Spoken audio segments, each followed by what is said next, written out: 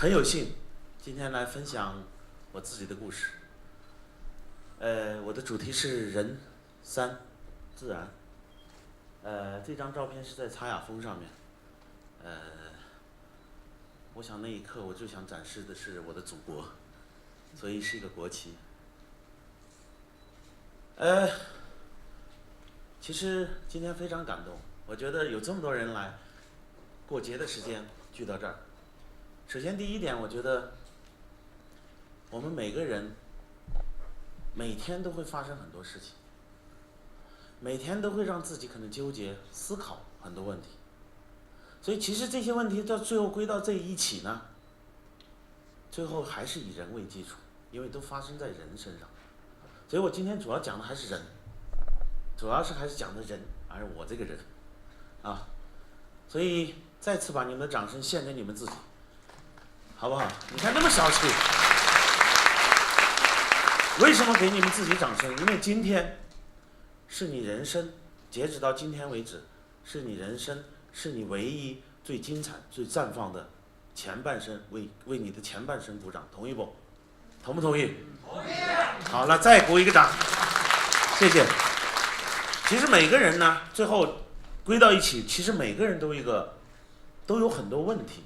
我最后一直在思考，人到底为什么会纠结？人为什么会跟各种关系发生关系？其实我们就在解决关系，比如说人和自然的关系，比如说人和人之间的关系，比如说人和自己之间的关系。其实我也不例外。这两张照片就是我的童年，这个看不见，这个话题留在后面，猜中了有奖。这两张都有我。我在童年的时候是在新疆，我的父母是支边去的，那时候是60几年。我记得我小时候最大的印象就2个，第一就是爬山，第二就是我画了一个五角星。那时候我在新疆的时候，唯一的一个娱乐，因为没有任何娱乐，我们是在山里，那时候家是在工矿，在山里唯一的娱乐就是和小朋友去爬山。然后再有2天的时间，我们会带着几个馕，可能很多朋友不知道馕就是新疆的一种饼，用铁丝穿上挂在身上，然后我们一起就去到山里，到雪线。当然现在知道雪线，那时候不知道雪线，就知道能有雪莲，然后我们采，然后挂的好几个馕，吃完了以后挂到身上回来，回来是挂的一串雪莲，回来的结果只有一个，就是一顿暴打。因为父母不知道我们干啥去，而且我刚开始不知道，但是后来慢慢的长大了，知道是父母的一份担心。但是从那一刻开始，激发了我的对山的那种神往，因为我不知道父母为什么会打我，为什么对山我去爬山他就打我，而且打得还挺厉害。我觉得这个是我童年的一个很深的一个印象。另外一个是我的一个画家梦，就是我在很小的时候，幼儿园的时候，我记得很清楚，我拿了一支铅笔，拿了一个直尺，我就照着一个五角星，用这个直尺就画了一个五角星。而这个五角星让我画的我自己很欣慰，是5个角。咱们的五角星有没有人不知道的人？有没有人不知道的？可能都知道。五角星5个角都是一样的，而我在那一刻的时候，我用一个尺子，用个铅笔把这个五角星画得非常标准，我赢得了很多赞誉，就是包括我的老师、我的父母都鼓励我啊，你画得很好。我就觉得那一刻，我非常有一种自豪感，我就开始画画。改变，我一直从事了，其实从小我就开始画画，一直在画画。我的梦想就想当艺术家，但是在94年的时候，我开始遇到一个机会改变，这就是94年的时候，我和德国的一个探险家，到中国来，他去穿越巴丹吉林沙漠，是号称世界上最高的沙山的沙漠，叫珠穆朗玛峰，它的平均海拔都在500-600米那个沙峰。那么我有幸参加了这样的一个巴丹吉林的穿越，那时候是中国人，我可能是第一个，我是第一个到目前为止由东到西也没有人完成过。在沙漠里经历了沙暴，经历了600公里的穿越，就是我们是徒步，每天都在走，死了3头骆驼，然后遇到2次沙尘暴，让我在那里头体验。从那个穿越出来以后，我开始慢慢明白了，人还可以这样活着，不光是为了物质和钱。我不知道那时候什么感觉，但是我知道，我有一种特别自信，好像走路都会轻盈一些。后来我总结那是一份自信，因为我体验到自信了，因为我体验到人听从内心的召唤是什么样的滋味。我就开始就像一颗种子，我的梦想想当一个探险家。我说人只要活着向内心向自己心去召唤的方向去走，没有错。我就梦想当一个探险家，像一个种子种在我的心里，我觉得开始发芽。94年开始，我就开始做这样的，我想做户外用品。我说我想去当探险家。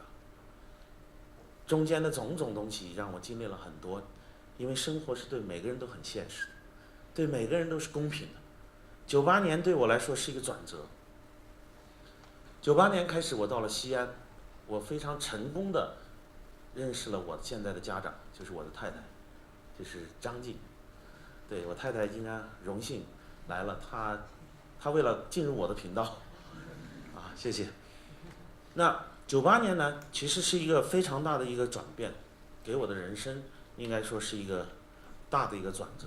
94年是这样的一个种子种在了我的心里，让它开始发芽，我开始施肥浇水，因为我有了方向了。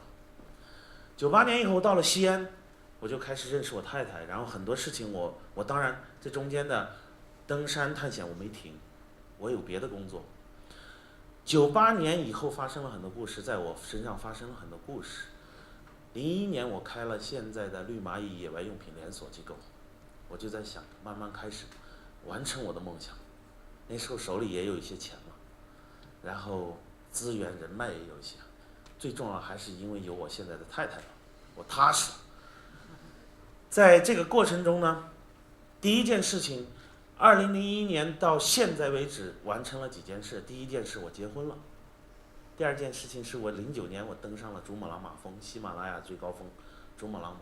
第三件事情是我在之后我连续去把世界7大洲的最高峰攀登完。第四件事情是我去现在还有我们在座的各位都在面临的一座山，叫人生的生活的高峰，正在等待我们每个人去攀爬。所以我这几年发生的这几件事儿，最重要的事情就是我结婚了。在05年的时候，我的太太就是我现在的张静太太，我的家长，她在05年的时候在深圳去出差，她是个老师，大学老师，她出差她生病了，那一刻，我跟她谈了7年恋爱，08年认识，05年，她去深圳出差，她有重度的抑郁症，我不知道，她病了。在深圳的时候给我打电话的时候，她说了一句话，打来电话，我记得是我正准备吃饭时打电话，她说蒲伟，我有个秘密想告诉你。我说什么秘密？如果你中了500万，她说我只想告诉你和我爸，我不能告诉别人。我说什么秘密？如果你中了500万，你就不要告诉你爸，你就告诉我就行了。这个事情一过电话，唰就挂了，就没了，从此怎么打电话也不通。第二天我才知道，到连夜的时候我才知道，他生病了，崩溃了。在那一刻，我就赶紧买着机票去到深圳。去到深圳的时候，给我印象到现在为止，都让我很揪心的一件事情，就是让我懂得了啥叫刻骨铭心。我进到一个很阴暗的一个小屋，就是他当时的宿舍，他们3个老师在他是最里头的一间屋，是招待所，实际上就是，因为很薄的那个墙隔的。我一推开门，我就看到他在里头，那个床上是跪着的，他穿着一个小内裤，穿着个小短袖，嘴巴上全沾的是饼干渣子。我过去把他一拥抱的时候，他捏着我的耳朵，他不停的嘴里在搓着我的手，搓着我的耳朵，嘴里不停的叫蒲伟蒲伟，他是流着眼泪，我也哭了。因为那一刻我体验到了一个人，就是我体验到了，就是心入刀绞那个感觉。我说他凭什么跟我在一起要这样？这个事情就这样过，我就带他去到医院，带他去到，在这个过程中当然经历很多，去到我想让他赶快回家，因为他这种状态，谁都管不了他。当然，我跟我太太是因为我的身体好，我可以把他一顾，我就管了他。在深圳医院去到机场的时候，想赶快回来，到了安检门口，突然晕倒了，他就开始他间歇性的。开始见到所有灯光都让他要去抓要去打，我就把他送到深圳，因为没法出来，安检不让我们走。安检说以为我是怎么样跟他打什么药了，或者怎么样了，我不知道他们怎么想，反正我只想我的事儿。我就把他送到深圳的，我记得特别清楚的康宁医院。康宁医院那一刻，康宁医院去了以后五花大绑，他把医生的脸也挖烂了。我开始心疼，我就不敢待在那儿。我说，一个活人到这儿来，他也就疯了，再别说有一点病的人。我走了，从那以后，我把他回家经历很多这种挫折以后，接回家了以后，开始鼓励他锻炼身体，开始让他登山。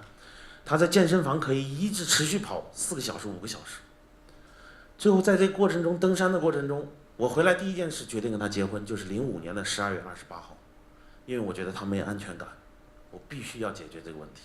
我的父母跟我说的唯一的一句话说：“你要记住，如果他这个病，你跟他在一起，将来没有孩子。”我说：“爸，我不考虑这个问题，我都活不好，我怎么去考虑孩子？因为我都不敢去担当和承担这份责任，我怎么考虑孩子？”那一刻，我决定跟他结婚。结完婚以后，我跟他一起去登山，在06年的7月28号，当然之前登了好些山。06年的7月28号。7月28号，他登上了7546的慕士塔格冰山之父。那一刻，我看到他的不一样。他从上山和下来之前，完全是判若两人，自信大振。从那一刻，我开始明白，自然能疗愈人，可以疗愈身体，可以疗愈心灵。我开始明白，所以，谢谢。我突然回来，转过身回来，我就开始明白，人和人，这不就是人和人之间的关系吗？你和你爱人的关系。当时我们决定不要孩子，在那一瞬间我说不要孩子，哪怕以后我们不要孩子，但是我们只要两个活得能够健康快乐就 OK。在那一刻，我们决定了，但是我们没放弃。在06年的7月28号，他登上慕士塔格以后回来，人完全不一样，换了一个人。我们在07年的元月份有了现在的小崽子，叫豆哥，是我哥，我给他起的名叫豆哥。07年的10月份，成功的生下来他。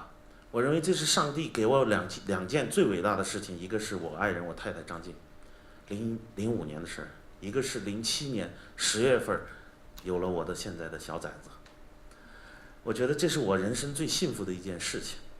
另外一个就是让我慢慢的明白人和人之间的关系这件事。另外一个是我登上了珠峰，09年。其实登上珠峰这一件事情我觉得并不怎么样，但是在那一刻，在登到8300的时候，我记得我跟我爱人打了个电话，8300有信号。科技的伟大，这就是真的。我跟我爱人打了个电话，因为8300最后一个突击营地，其实在珠峰禁区死人的地方都是在8300以上。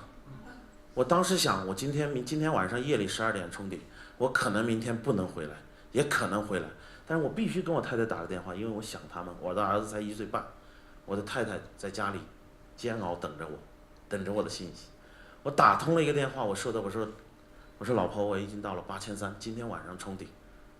但是我心里很清楚，我不敢说。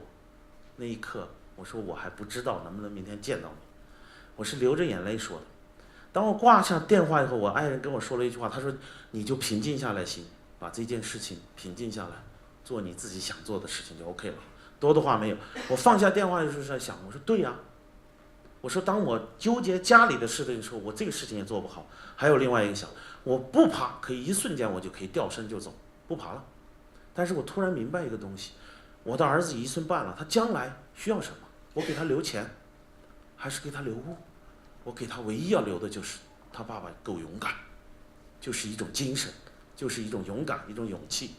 可以给点掌声吧，这一次。谢谢。在那一刻，我真正的明白，人就是孩子，你要给他什么？是给他是一种传承，给他一种精神，而不是要给他一种什么金钱和物质。当我在珠峰顶上，我右眼失明的时候，我突然明白了，我要活着，我必须活着回去。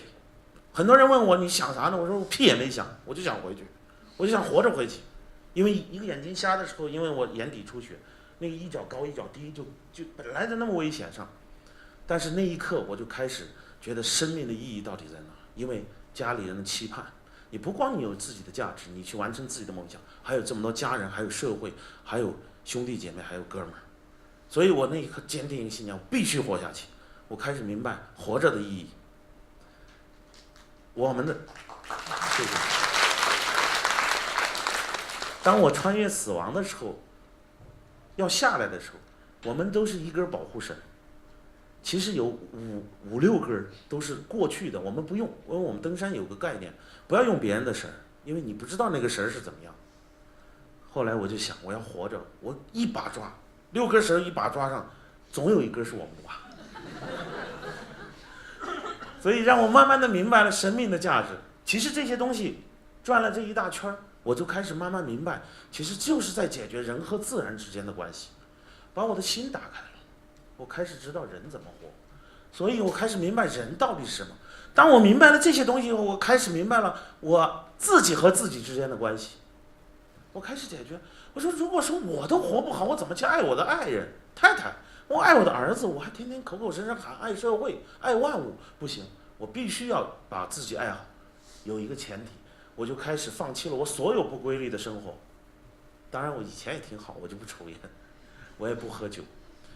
所有对于我身体健不健康的东西全部放弃，所有对于我身体思想不健康的也全部放弃。从那一刻，我开始明白了人的3种关系：人和自然之间的关系，人和人之间的关系，人和自己之间的关系。最重要的是，我开始明白人要用自然的思维去解决生活中的问题。我开始去向大自然去学习大自然的智慧，去解决生活中的困难。比如说像落叶。我就在思考叶子为什么会落，春天为什么会长起来？那么我做企业的员工走，我为什么那么纠结？那不跟落叶一样很正常吗？有去有来。跟水学，水从山上流下来，它遇到冰，它就会变成冰；它遇到河，它就变成河了。我们人为什么不用这样的智慧去解决我们生活中的问题？这就是人。所以我今天就给大家分享这么多，谢谢。谢谢大家。